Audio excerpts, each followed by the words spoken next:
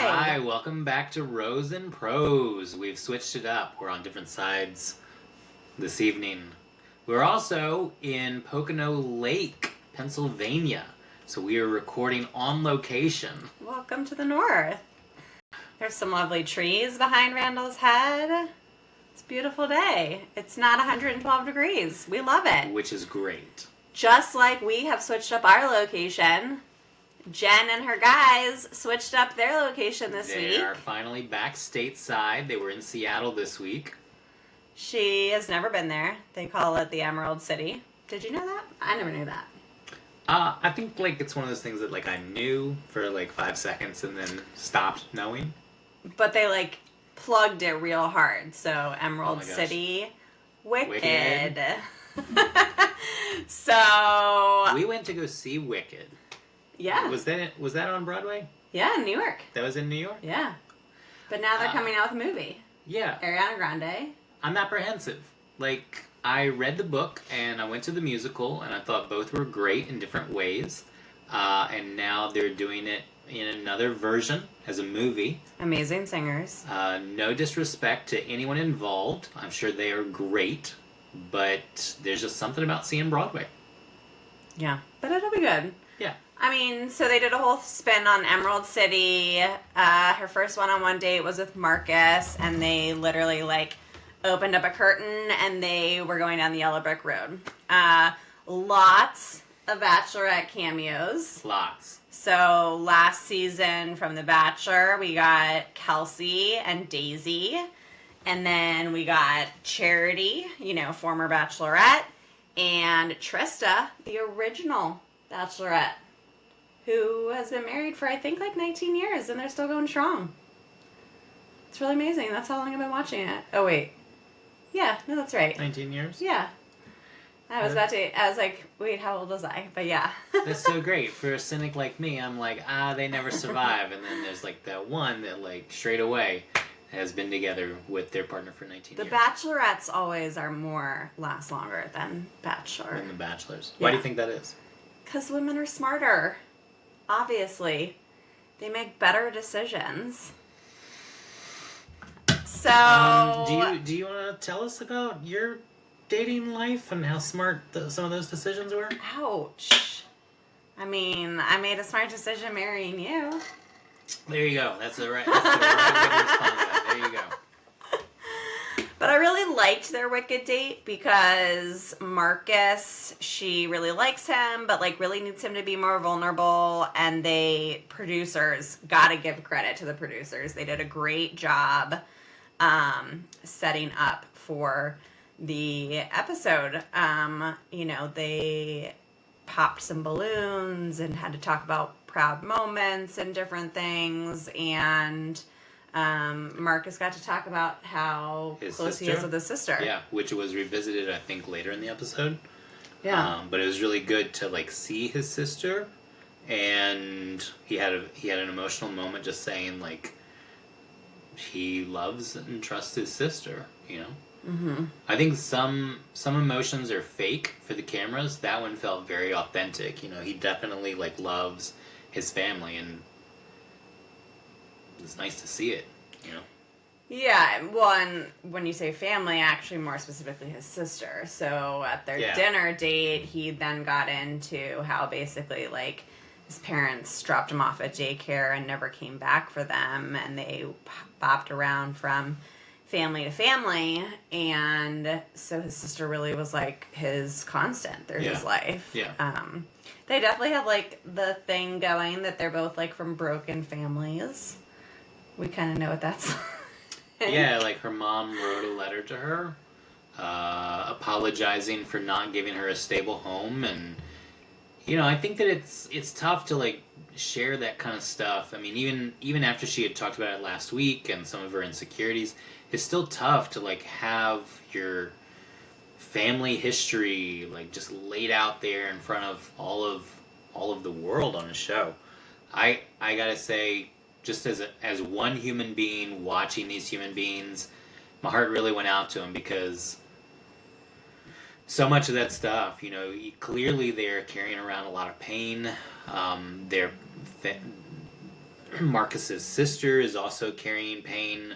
Jen's mother is also carrying pain. I mean, we're seeing, like, at the periphery, a lot of honest, very human, very relatable, gotta say, stuff that is not meant for the camera. It's just authentic, and I think that it's nice, particularly trying to break through these characters, these images that some of the bachelors are trying to present themselves as, trying to shape themselves in front of the camera. We'll come back to that in a second, though. Do you see a lot of, like, broken families in romance literature? Yeah. Hell yeah. Hell yeah. Like, Tell me more. From the jump, like the Austen series of novels, like in every Jane Austen novel, you have something about the family. Like in Pride and Prejudice, you clearly see tension between Elizabeth's parents, that they are not matched well, and the kids are suffering as a result of that. The parents love one another, but they don't know what to do with one another, and the kids are kind of suffering in that tension, and they're trying to go their different ways because of what they're seeing with their parents. In Wuthering Heights, I mean, good God Almighty, Heathcliff is just a train wreck of abuse and misfortune, and yeah, so definitely you see a lot of that, and I think that there is something that goes under the radar, over the radar, off the radar, wherever you want to put it, that audiences, readers of those novels really relate to. That there's something comforting about knowing that you're not the only one, that the abnormal is in fact the normal. And that I think that's why a lot of us, as we're reading through literature, we relate to stories like that. I mean, I gotta tell you, I teach American Lit. I'm about to start another semester right now, and one of the genres that I kind of helicopter over is horror, and Edgar Allan Poe, stuff like that. And I tell you, every semester my students just like latch onto that. There's at least a good 10 students who will latch onto that. What's that about? I think because, again, like this abnormality is the thing that is most relatable to them. And so I think for me, like coming back to The Bachelorette and last night's episode, seeing this stuff being played out at the periphery where you're not going into the nitty gritty, it's not like another, therapy session as it was last week, but you're just seeing how normal it really is for people to come from different types of families. That it's not all cookie cutter, nuclear family, 2.5 kids situation. So, yeah. Not to say that not to say that is a horror story like what we watched with Jen and Marcus was I don't want to be misunderstood in that. I think what I'm saying though is that there's something that was very relatable about that, and then when you were asking me about literature, I said I think that's one of the major things that people are attracted to in the romance genre, but no one ever talks about that. And then when you are able to talk about it, like in other genres, like in horror, people love that stuff because, again, like that breaking from the norm and normalizing of the surreal and the extra experience, I think that's the thing that people really latch onto. Yeah. Well, should we talk about the horror of the group date? Oh, which... Yeah, let's get going. Okay, so if y'all have not seen the episode from this week, I highly recommend you do. So, we already talked about how we saw Charity, Kelsey, Daisy, Trista cameos. We also got to see Jason and Molly Mesnick, who Jason was a bachelor, and he had actually chosen a former Dallas Cowboys cheerleader as his person, and then after the final rose, so like 2 months after they've been hiding, he said this isn't working, and he asked Molly to give him a second chance. And now they are very happily married, and they have a child together, and he already had one child, but she has a radio show in Seattle, so they had the group date on the radio show. Molly got the dish before the goss. That's my new favorite word. Molly got the goss. What does that even mean? She got the dish before the goss? No. The goss instead of the dish. She got the gossip before the guys came in. Anyway. So they knew what they needed to ask. And, Jen has clearly had some confusion about Sam M because they have this hot chemistry. But do they ever really talk? Not really. So... And it comes to the front. I mean, Jen is having to really recognize that. Yeah. So they tried to ask the guys questions in the room. Most of the guys answered great. They asked Sam, how he felt about Jen, and he didn't answer it. He just said they have fire. Mm-hmm. And then in front of all of the guys, he said he's falling in love with her. Mm-hmm. And she looked like, a deer in headlights. Mm-hmm. I'm sorry, what? So then they're like, all right, y'all need to work it out, so rest of the guys go away. They literally leave. So it's just Sam M and Jen. I just, she kept asking, she tried to ask, what is it about me that you say you love about me? And there was a lot of moments of silence. And every question he would answer, he wasn't answering her questions. Mm-hmm. He was just talking about his journey and his love language being physical touch, and then went in and made out with her. And I'm just like, bro, what are you doing? Pause button. What was she doing? Because while he grabbed her and was making out with her, she was making out with him also. After she had already tried to ask him, what do you really see in me? And he had a non-answer. I will say this, though. I'm seeing a pattern here where Jen, anytime that a guy says that he loves her, she's going to shut it down. And that guy is off the show. And it happened for... What do you mean? Oh, well, because of Sam N. Yeah. Well, it happened last week, too.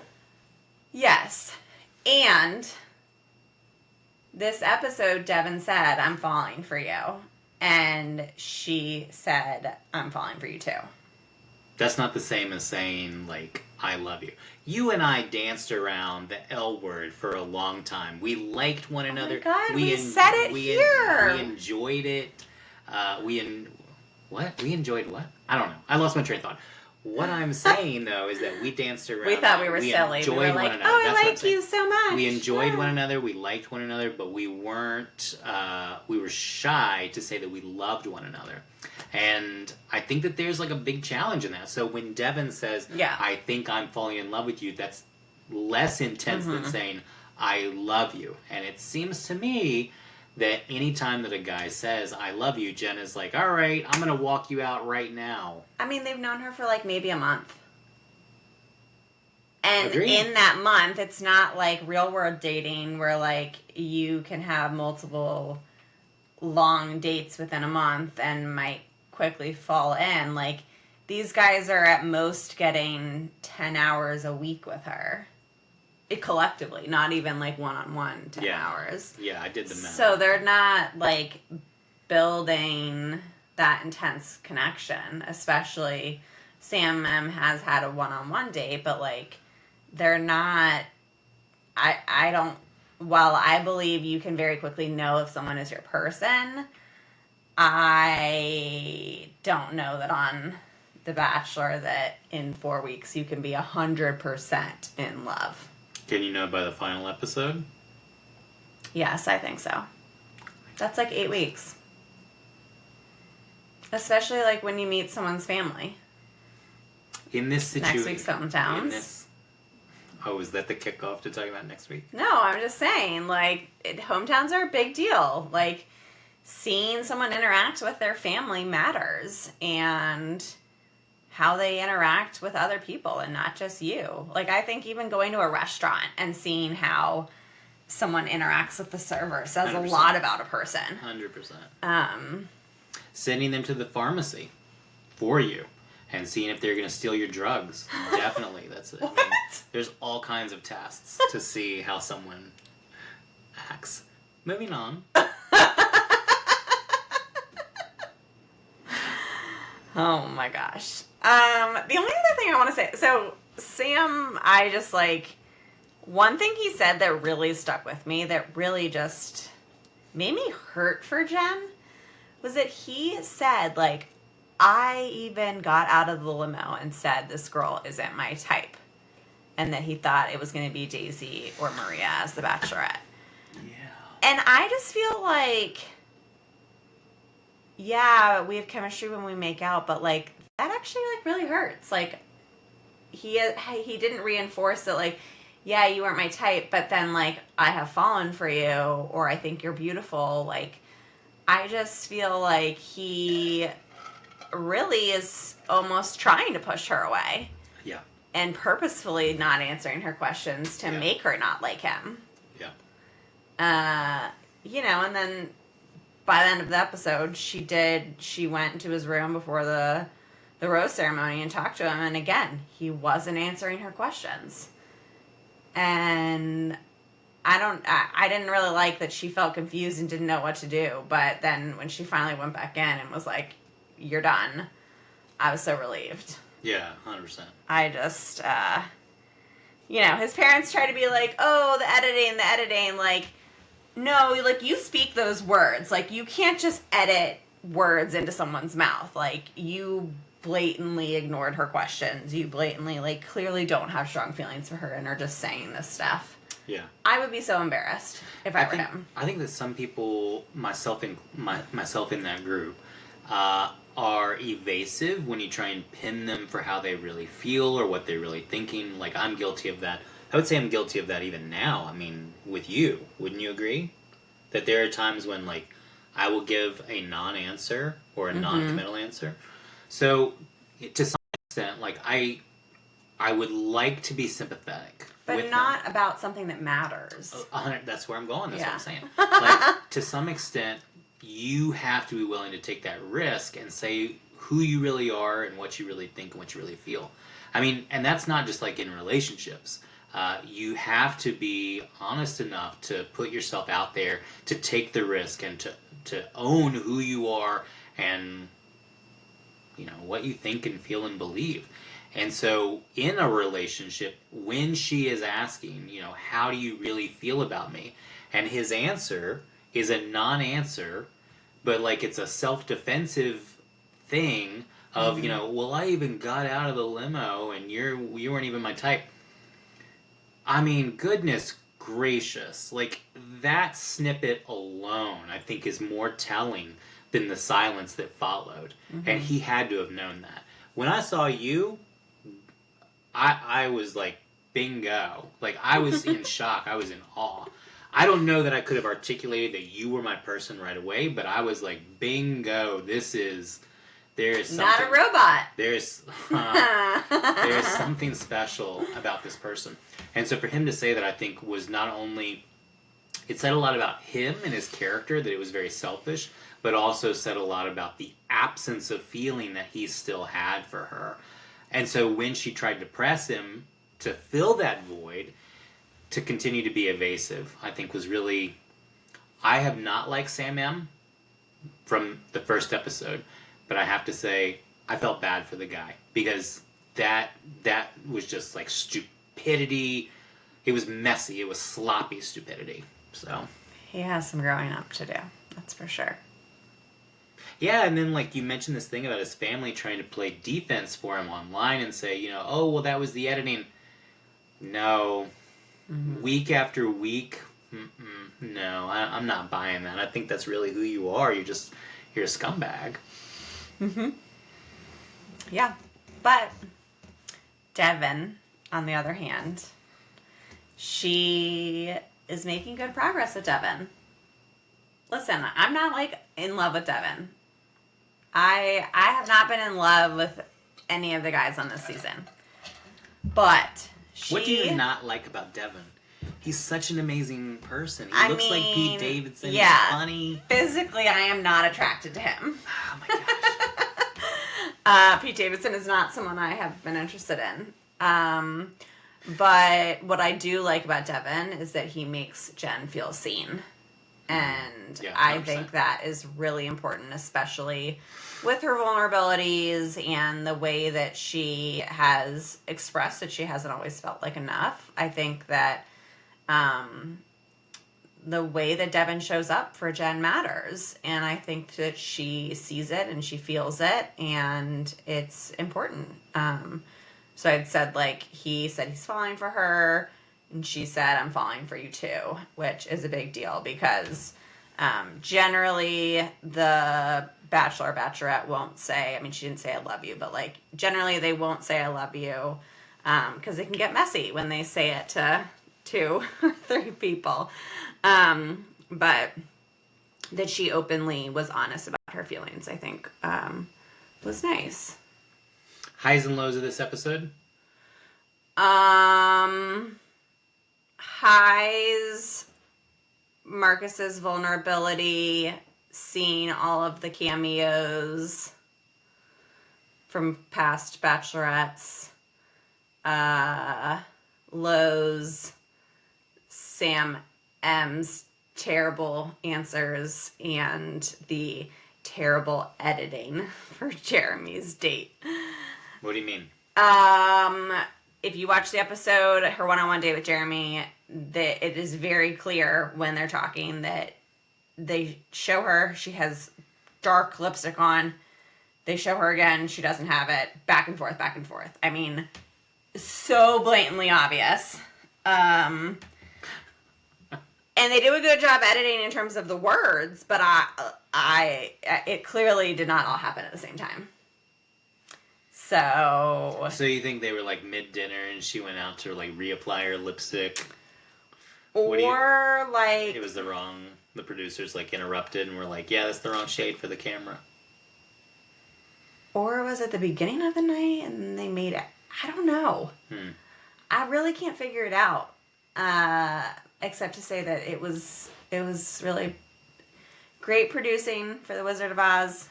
Terrible for the rest editing. of the episode. Editing, yeah. Yeah.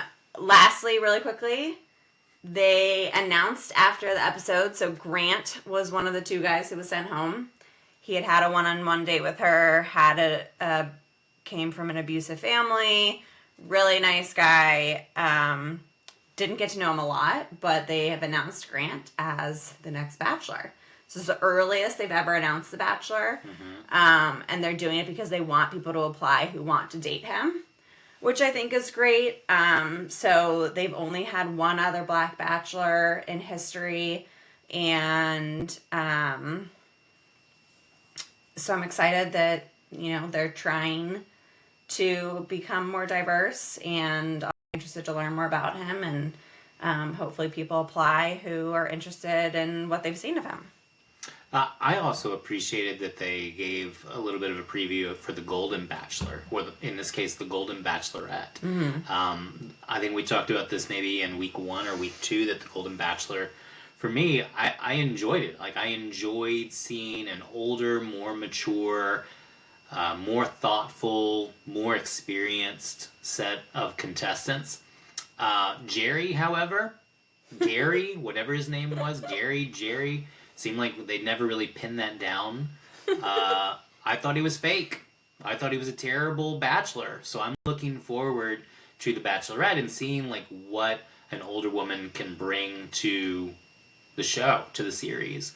Yeah. So Kelsey Anderson's dad is going to be one of the contestants. Shut up. Yep. So very excited to see him get his shot, because Kelsey lost her mom when she was younger. I don't know that they're going to end up together, but I'm excited to see him and see what that's like. Yeah, I'm definitely looking forward to the Golden Bachelorette. Yeah. So. Well, we'll see y'all next week. See you next week. Hometowns. Hometowns. Here we go.